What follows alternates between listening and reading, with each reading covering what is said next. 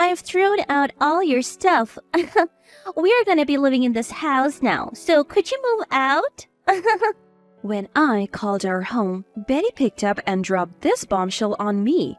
Honestly, I couldn't grasp what she was talking about. I mean, I didn't even have anything in that house. Look, I'm divorced and living in France right now. All my belongings are here in France. So there shouldn't be anything of mine back there. Whose stuff did you throw out? Huh? Betty froze in surprise and the call fell silent. The belongings Betty claimed to have thrown out were quite extraordinary. My name is Mary. I'm 23 and I work as an artist. I recently bought a newly built house with my husband John, who is the same age as me. John and I met in college initially as friends of opposite genders. However, it seemed like John had feelings for me since the day we met at the entrance ceremony. Our first encounter happened when I was lost on the massive campus during the entrance ceremony. John happened to pass by and kindly showed me the way. From that day, we became good friends. We even found out we were in the same department and chose the same courses based on mutual interests, helping each other with reports and research papers. Our friends often teased us, asking if we were dating. And when we denied it, they would say, "Well, why don't ya?" So it was inevitable that we would start thinking about each other that way. After securing a job offer, John proposed. "I want us to date with the intention of getting married." Although puzzled, I saw the seriousness in John's face and, not disliking him, agreed to go out with him.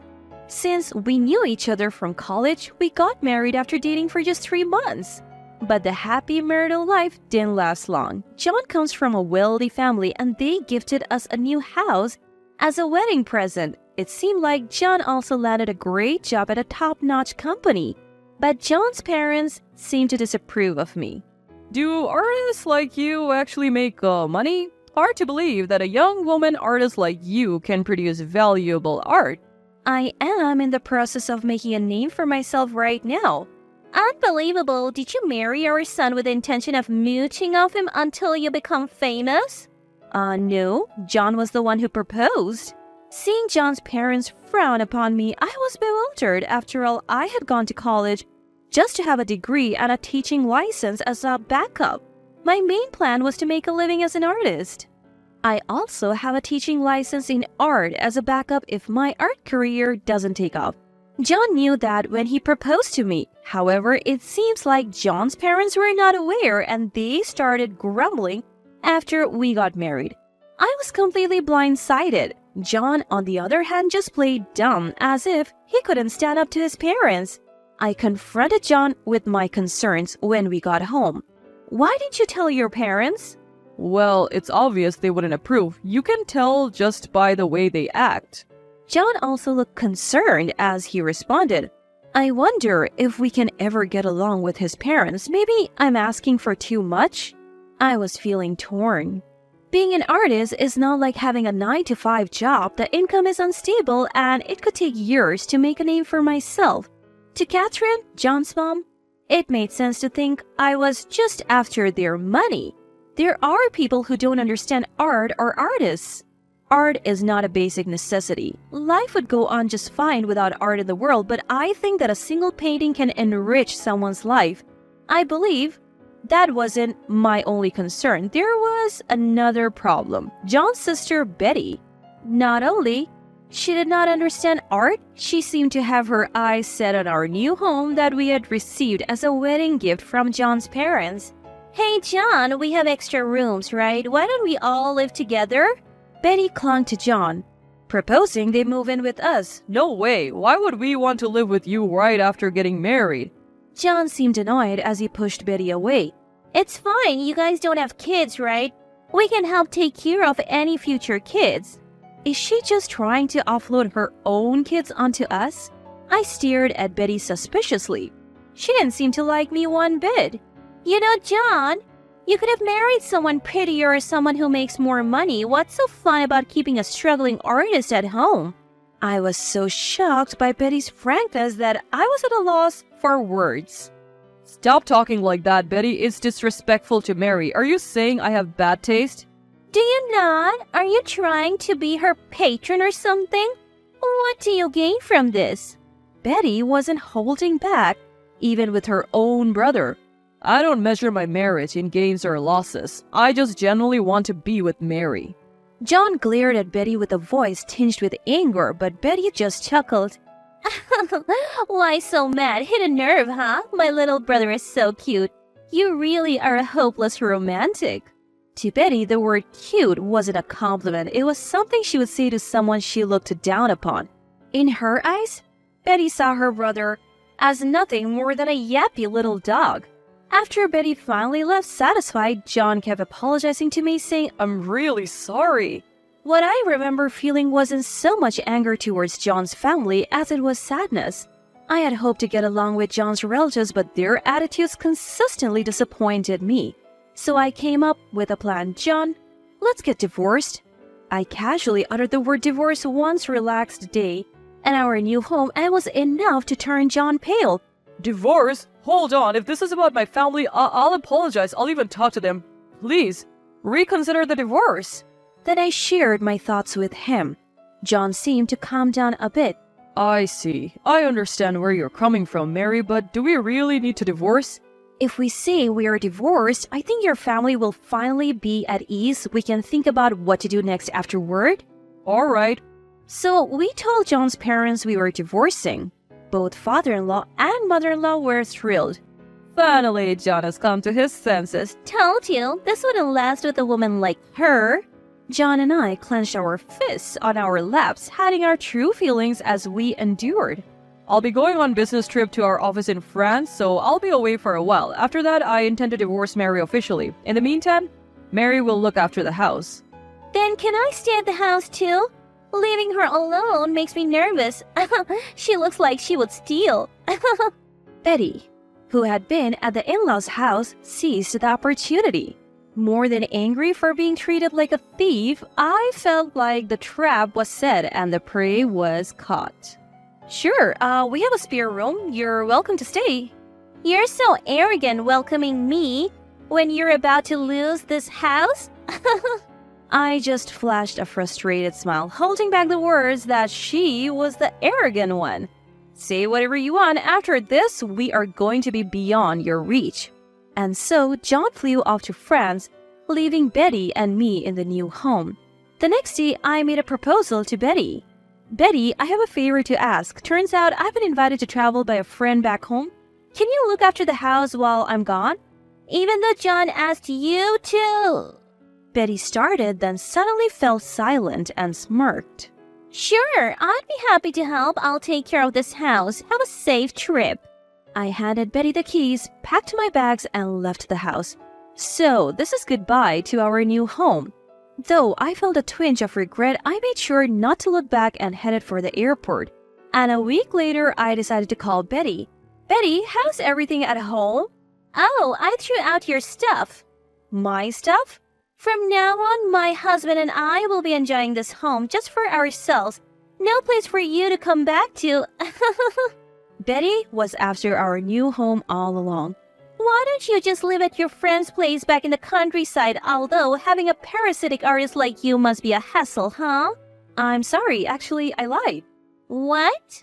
Betty was genuinely surprised by my sudden confession. What do you mean lied? Right now, I'm not at a friend's place in the countryside. I'm in France. What? France? Yup, sis. She's with me now. John's voice interrupted, coming through the speakerphone. What's going on? Weren't you getting a divorce? We did divorce to submit our marriage papers in France. Over the past few days, John and I were bustling about to prepare for our life in France. We both got short-term visas. John went ahead to secure our new home, and all our stuff was shipped over. Then we switched from short-term visas to residency permits and decided to live in France. We thought that even the in-laws wouldn't chase us overseas. We haven't told John's parents where in France we are. No matter how wealthy he is, they wouldn't come searching for us. Without reason, especially when they think we are divorced. John going to the French branch was true, but it wasn't for business. It was an overseas assignment he wanted. And so we started our life together again by getting married in France. By the way, Betty, whose belongings did you throw away? I don't know. I thought they were yours. There were weird paintings, like oil paintings. The moment I heard oil paintings, it clicked. Ah, so those belongings must be Dad's. What? Why is Dad's stuff at your place? Henry asked us to store them. He ran out of space. Henry, dubious about a young woman like me making it as an artist, collected oil paintings himself, but there's only so much space to display art. Henry's collection had outgrown his home, so he targeted ours. It's our new home. We can use it how we want, he had said, and stored his collection in one of our rooms. Hey, did you hear that? Go get those paintings from the dumpster now. Betty's voice flipped as she yelled, presumably at her husband. But in the end, the paintings Betty had thrown away had already been picked up. What do I do now if Dad finds out? Henry was a wealthy and powerful man. Turns out, even within a family, he was someone you wouldn't want to cross. You caused all of this. What are you going to do about it? Excuse me? How is this my fault? You're the one who threw away a painting that belonged to someone else, aren't you? Shut up! Just shut up! Fix this. What are we going to do now? Betty was just hysterical, shrieking and wailing. Clearly, she wasn't capable of solving this problem. Well, it's none of our business anymore, haha. Good luck with that, sis. Bye. And with that, we ended the call. So here's the epilogue. In the end, it came to light that Betty had secretly thrown away Henry's art collection, and she was subsequently ostracized by the family.